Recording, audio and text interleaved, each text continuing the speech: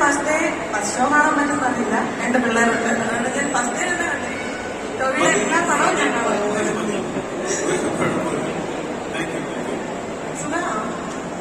സുഖമാണ്. നേരത്തെ കാണണമെന്ന് ഒരുപാട് ഹാപ്പി ഉണ്ടായിരുന്നു, പക്ഷെ കാണാൻ പറ്റുമെന്ന് വിചാരിച്ചിട്ടില്ല.